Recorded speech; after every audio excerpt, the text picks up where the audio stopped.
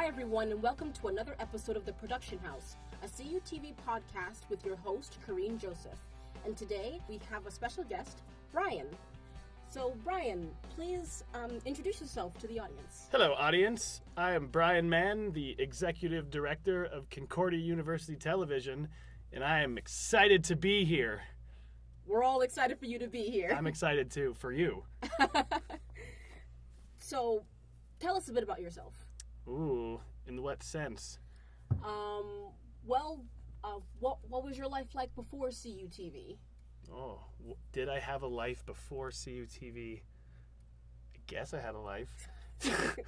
Back in the day, but I joined CUTV like in 2006.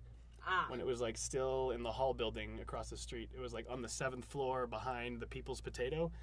And we had like 2 rooms out of the like 4 or 5 that were there, and it was really constricted. So eventually we moved here, and been working here and volunteering ever since. So what interested you in CUTV?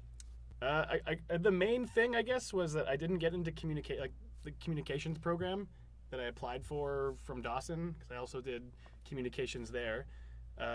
So because they didn't accept me into my dream program, I was so crushed, but I was dedicated to finding a way to create media in some capacity, in some place that will allow me to do it. And I just stumbled upon it.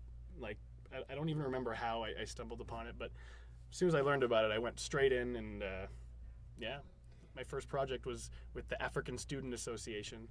Did like a feature-length film about AIDS. Yeah. So there was more to it than that, but that was the overcoming the stigma, and can you tell us about any projects that you've been involved in recently? Recent projects recently. I mean, the only thing I'm working on right now is like my grandfather's memorial video, because he was like a World War II vet, and I have to like make this super majestic, emotional video for my family to watch at the ceremony this weekend. But other than that, I guess I'm working on someone else's music video right now. It's like Patch and Gone. My friend Eli Levinson throws like a Patch like a Latin music party every month, I believe. So, and the Latin crew that made this song, they want to release it sometime in the summer, so I'm working on that right now. So would you say you prefer to stay more behind the scenes in terms of like, it's like you're gonna figure out you're gonna figure out like different projects that need to be done, and then you delegate those responsibilities onto other people? In terms of this project, or just like in general? Just in general. I definitely try to delegate as much as I can. I mean, like, it's I've been doing like video filming and editing for like probably like over a decade now. Right. So right now I say like I'm not really trying to compete in the videography and editing market, because it's way oversaturated. So I'm just kind of I like more taking the role of like leadership, because I'm very comfortable in that role. I don't get stressed, so it's like. But sometimes I'll take on the editing part just because like I'm really good at it. So if I get really crappy footage, I can turn it into like magic. Right. So not everyone has that skill, I suppose. Well, speaking of magic, I remember a few months back you showed myself and a few other people this old music video you had worked on, and you. Which one was it? I would be perfectly honest, I don't remember. Okay. But I remember you said something to the effect of. The footage you received wasn't that great. Oh yeah, but when you edited it, it was like completely different than when you started. Yeah, because I mix a lot of like stock footage in, and not even stock footage. I just use like really cool imagery that was like trippy and like nature, and I just like keyed out a bunch of the colors, so it was like all this like I don't know, like nature and like volcanoes and like. Yeah, just a whole bunch of weird stuff, and like mixed in with the video, so that it kind of like it was like a Tool video kind of. That was the inspiration behind it. And so, with your 10 years of video production under your belt. Even more, actually. It's like 12 years. 12 years. That's even more impressive. Yeah. What would you say is what would you say is your favorite part of the medium, and what part brings you the most frustration? Yeah, I enjoy editing the most because I can sit at home and like do it there at my own time. Like no one's like sitting there pressuring me. So but when you're filming, you have like a million people that are like counting on you, and if you mess it up, then you got to retake, and then everyone's like, "Wow, why didn't you do it better? Like, why didn't you get that rack focus properly with the tilt?" I was like, "Oh my god." Right. I'm right there with you. I remember, I think it was like back in 2015. I was comparing myself to like my friends who are also in fine arts, but they took on more traditional artwork. And when you're doing small pieces like that, it's like you can be at home like chilling in your bed just like drawing, and like exactly. It doesn't require another person to be with you at that point. Whereas where you're making a video or a film, you are basically required to have other people working with you because it's a more collaborative field.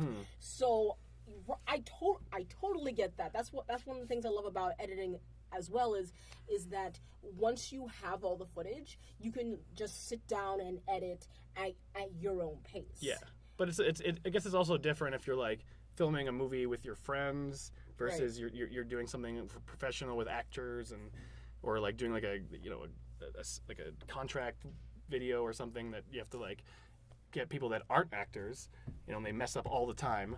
So it's like working with actors is kind of really annoying sometimes because they're super entitled and they're like prima donnas, and they think they're like the best thing in the world, and they're not.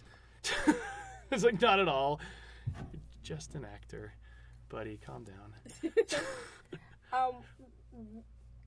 So when you're putting like a project together, do you see yourself taking inspiration from films or television or music or works of literature at all?